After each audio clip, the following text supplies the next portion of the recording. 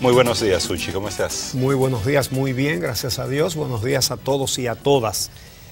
Bueno, primero quiero agradecer a Navarrete, a la gente de Navarrete, el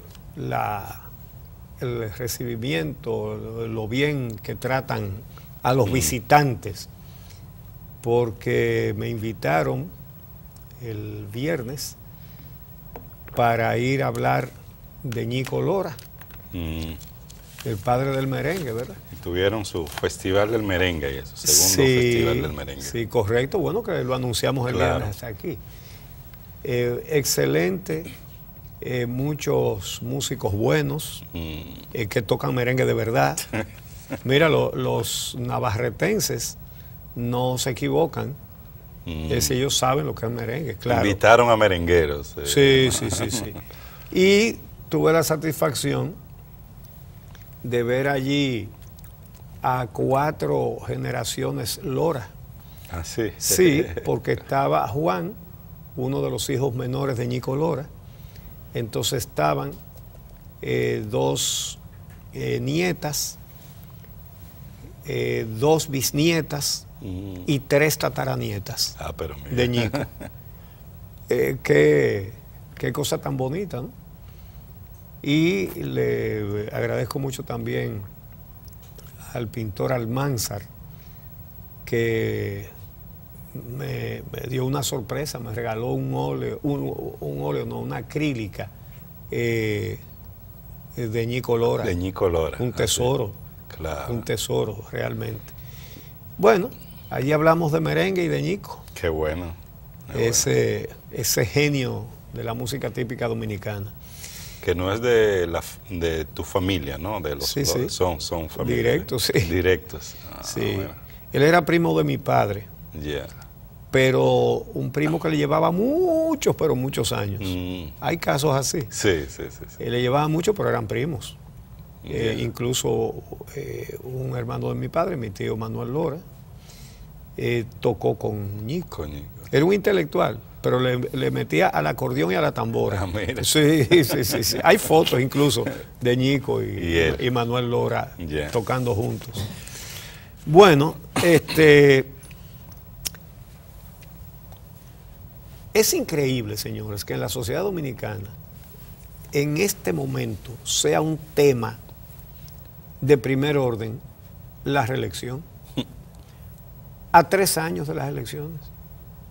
Y con una constitución que la prohíbe. Bueno, tampoco vamos a decir que eso es un factor que la constitución lo prohíba, porque ya hemos visto cómo cada uno de los 3 últimos presidentes ha reformado la constitución con el propósito fundamental de seguir aspirando para siempre. Hipólito Mejía, que le salió el tiro por la culata. Leonel Fernández, que cuando no pudo repostularse por 3ª vez consecutiva, porque se lo prohibía la constitución anterior y la que estaba vigente. Y aún así hubo gente, yo me acuerdo, la Fundación Justicia y Transparencia dijo que sí, que él se podía repostular. Varios juristas también. Y que varios juristas leonelistas, obviamente. Ajá. Y como fueron 26 senadores, 26, donde el presidente en un acto público le leyeron y le entregaron una carta en la que le decían que sobre la postulación para las elecciones que le estaban prohibidas, se iba a hacer lo que dijera él y no lo que decía la Constitución que ellos habían aprobado. Bueno, recuerda que fueron dos pasos. Primero, la primera preocupación de Leonel Fernández era lo que establecía la Constitución de Hipólito Mejía, la del 2002, del nunca más. Y se hizo la reforma del 2010, aunque fue una reforma amplia, integral. Muchos dicen que el propósito esencial de esa reforma, uno de ellos era precisamente eliminar el nunca más. El número 1 era eliminar el nunca jamás. El nunca jamás. Y el número 2, tomar todo el control de la justicia para garantizar la impunidad. Claro. Para eso fue esa reforma constitucional. Y después que se hizo la reforma del 2010, vino todo este movimiento diciendo que eso no le afectaba a Leonel Fernández y que él estaba entonces en posibilidad de volver. Sí, porque decían que no podía ser retroactivo y ya él era presidente cuando se aprobó. Lo único es que querían que la gente no se diera cuenta de que el anterior también se la prohibía la reelección. Exactamente. Entonces, por eso no pudo ir. Entonces, luego, Danilo Medina hace una reforma al vapor, una reforma flash para repostularse y ahí está. Hay quienes dicen ahora, por ejemplo, José Ramón Peralta dice, el presidente no está en reelección, ni el gobierno tampoco. Y incluso pudiera decir de manera taxativa que no va, y eso no es ningún factor. Él había dicho que ir a una reelección era comerse un tiburón podrido, y no le dejó ni la aleta dorsal al tiburón. Sí. Ni la aleta dorsal se la dejó. Se lo comió con tu y diente. Sí. Entonces, por lo tanto, eso no es factor. Lo que diga el presidente no es factor. Entonces, ¿pero por qué se está hablando de ese tema tan lejos de las elecciones? ¿Quién lo puso sobre el tapete? Lo puso el otro grupo en el PLD, es decir, la tendencia de Leonel Fernández. Observen que el nuevo presidente de la Cámara de Diputados, que es un seguidor de Leonel Fernández, Rubén Maldonado, es el que sale a cada momento hablando de ese tema. En los últimos días ha dado creo que 3 declaraciones sobre eso. Es más, él no habla de otra cosa. Claro. ¿Y por qué es el grupo, la tendencia de Leonel Fernández la que plantea esto? Bueno, es comprensible, porque quieren asegurarse desde ahora de que el presidente no va, porque es la forma en que Leonel Fernández puede volver a ser presidente. El presidente Medina le ha pasado un rodillo cada vez que se han enfrentado en ese tema en el comité político y en el Congreso. Recuerden ustedes los legisladores que seguían a Leonel, que eran la mayoría antes, que decían que estaban firmes y firmaron, ¿verdad?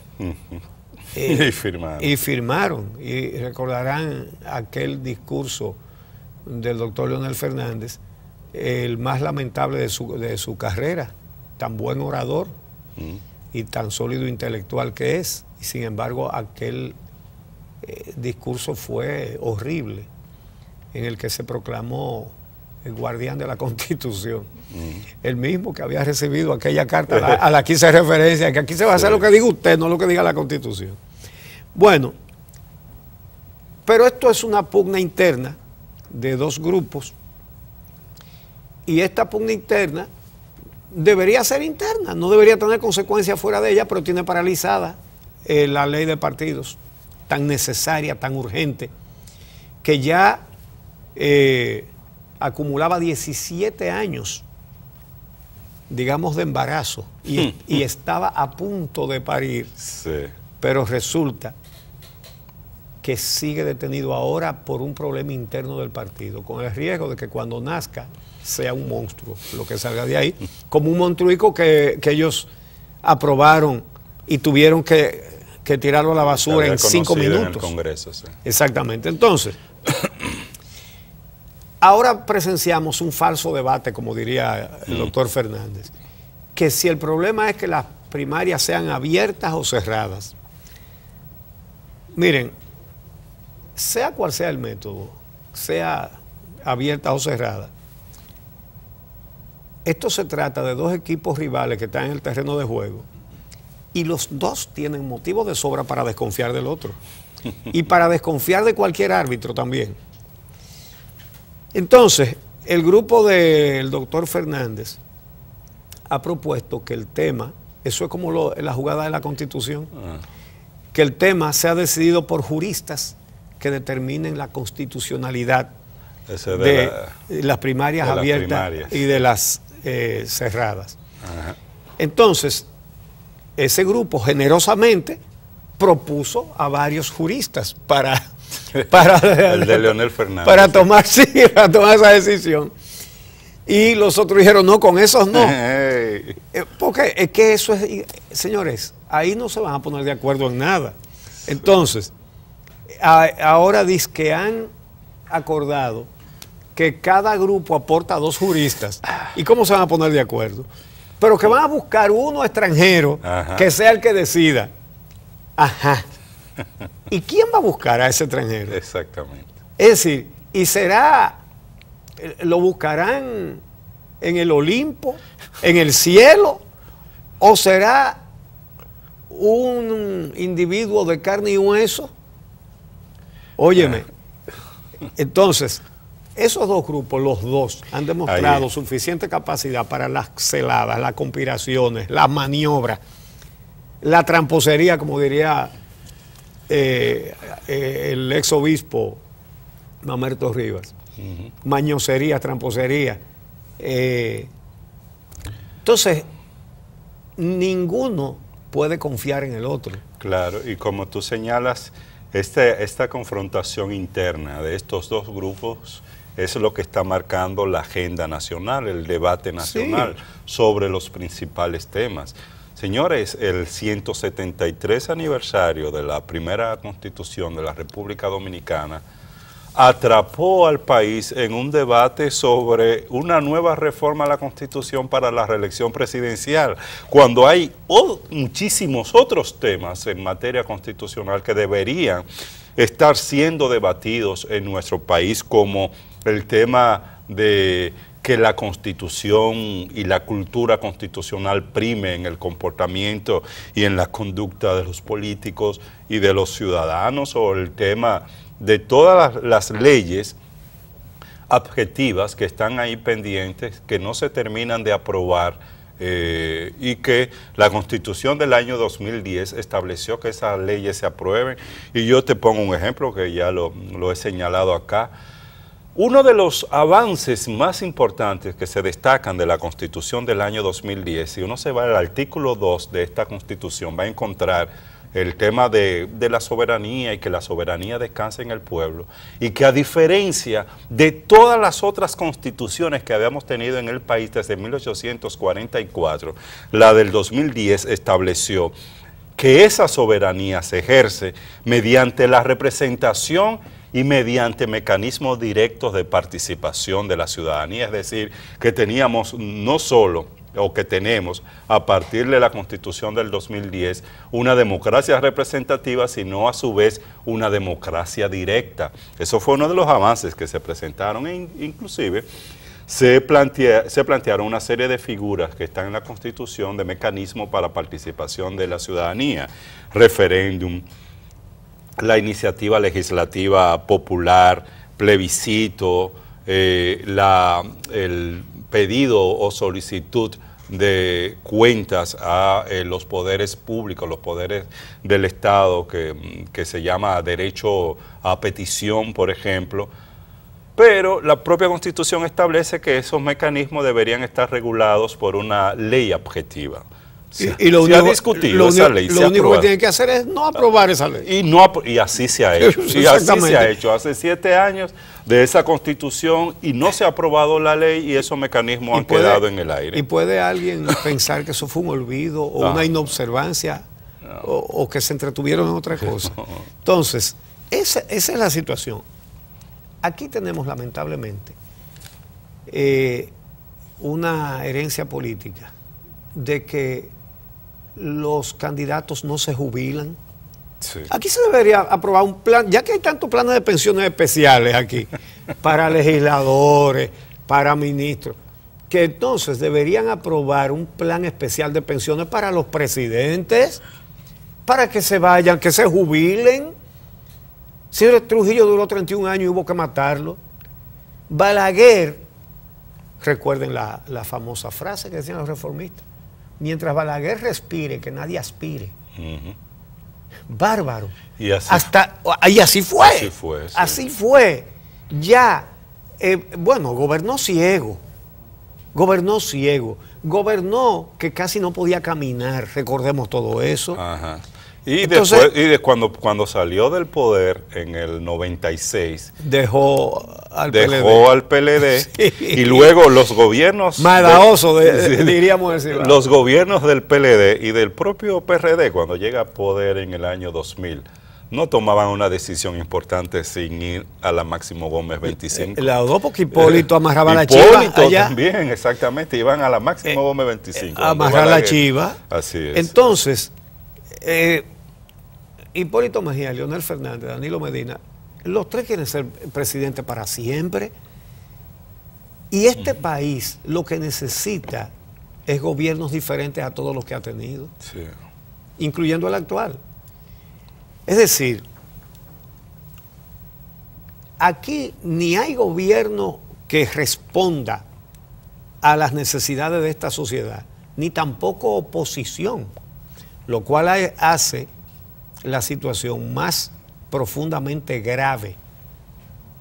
¿Y qué es lo que sucede? Que entonces la responsabilidad de salir de todo este fango le cae a cada ciudadano, porque no es contando con eso. Contando con eso no vamos para ninguna parte, más que para el sitio donde estamos, en un hoyo profundo, en un abismo negro, oscuro, Sí. en que nos ha colocado la ambición, la codicia, la corrupción, la impunidad, la injusticia. Ahí es donde nos han colocado. Y ninguno de esos nos va a sacar de ahí. Al contrario, vamos a caer, vamos a seguir en caída libre en este foso lleno de oscuridad. Y la única esperanza, si vamos a llegar a un sitio en esta caída libre, es del lodazal, caer ya no en un lodazal, sino en una cosa peor que un lodazal. Es así que estamos, esa es la situación de esta sociedad. Y solamente los ciudadanos podemos resolver. Nadie nos va a resolver, nadie. Ningún Mesías. Ningún, ¿cómo que le dicen a Danilo? Sí, porque Leonel es maestro, líder y guía. Hipólito es papá. Bueno, Margarita es mamá. Margarita. Y Danilo, ¿cómo que le dice? Yo no hay ningún eslogan. Pero no hay ninguno. Eso es propio de la cultura caudillista, sí, que lamentablemente sigue primando en la República pero mira, Dominicana. primer maestro de la Sí. patria, benefactor de la patria, padre de la patria nueva, benefactor de la iglesia. Sí. Bueno, en la última campaña, en su propio partido, al presidente Fernández no solamente le decían maestro, líder y guía, que él se ponía una cachucha que decía eso. Sí, hay sí, fotos sí. de él con la Y cachucha. Él mismo se la pone. Algunas marchas salió con su... Sí, con su no solamente eso, sino que le decían el centinela de la frontera. Yo no sé por qué se lo decían, porque él puso a la Fuerza Nacional Progresista encargada de eso. Y Por dime eso. tú si pararon algún haitiano. No hicieron nada. Oye, me siguieron Nada. entrando como siguen entrando ahora y como han Sí. entrado toda la vida. Sí, sí, sí. En base a pagar, en base a la corrupción. Sí, sí, sí. Mira, Uchi, tú que hablabas de la ley de partidos políticos, precisamente se pronunció recientemente, creo que el día de ayer, el presidente del CONET, Pedro Brache, haciendo referencia a la necesidad de que esta ley de partidos políticos sea definitivamente aprobada en esta legislatura. Todo parece indicar que no va a ser así, por lo que tú señalabas de la confrontación interna dentro del Partido de la Liberación Dominicana con relación al tema de las primarias. El CONEP, a través de su presidente, señala que el tema esencial en esta ley de partidos políticos es el tema que tiene que ver con la transparencia del financiamiento. Y nosotros lo hemos dicho acá en distintas oportunidades, que hay un tranque ahora con el tema de las primarias y nos estamos olvidando de otros temas que son relevantes, como este que señala el CONET de la transparencia del financiamiento, que implica poner topes, poner límites al gasto de los partidos políticos o al financiamiento que reciben por parte del sector privado en la campaña. Y yo creo que es importante tomarle la palabra a los empresarios, porque una de las cosas que tradicionalmente han alegado los partidos políticos es que no rinden cuenta sobre las fuentes privadas que le financian, porque sectores o grupos privados o grupos de empresarios se oponen a que se informe sobre la fuente que le están donando a los partidos políticos. Si hay un compromiso, una actitud, una disposición del empresariado dominicano de que haya transparencia sobre la fuente, creo que eso tiene que ser aprovechado. Pero claro, esto implicaría una disposición real por parte de los partidos políticos y esencialmente del PLD, que tiene ahora esta diferencia, para que este proyecto de ley pueda ser aprobado. Pero no cualquier proyecto de ley, un proyecto de ley o una ley de partidos políticos que garantice primero el tema de transparencia a nivel del financiamiento, que garantice democracia interna, equidad en la competencia al interior de los partidos políticos, porque nosotros hablábamos de candidatos eternos y permanentes a nivel de la presidencia, pero de la República, pero si te vas a lo interno de los partidos políticos, sí, te va a encontrar con la misma situación, liderazgos que se perpetúan, hasta la izquierda, que son permanentes, que no dan posibilidad de un liderazgo relevo, de que los jóvenes puedan ocupar cargos de dirección al interior de los partidos políticos. Estos son los temas que tiene que regular una ley de partidos políticos, pero que lamentablemente no se abordan como tienen que ser abordados. Así es. Bueno, pues vamos a hacer una pausa. Nuestro invitado de hoy, el doctor Eddie Olivares, ex miembro titular de la Junta Central Electoral, y lo hemos invitado para tratar el informe de la nueva Junta del Departamento de Informática de la actual Junta Central Electoral acerca del contrato con la empresa española Indra para los equipos de automatización de las elecciones que se usaron y que produjeron el tollo de mayo del año pasado. Porque hay varios aspectos del contrato y de los efectos y de lo que pasó y de lo que se pudo haber evitado que queremos tratar, que vamos a tratar con Eddie Olivares, que es además ahora vocero del expresidente Hipólito Mejía,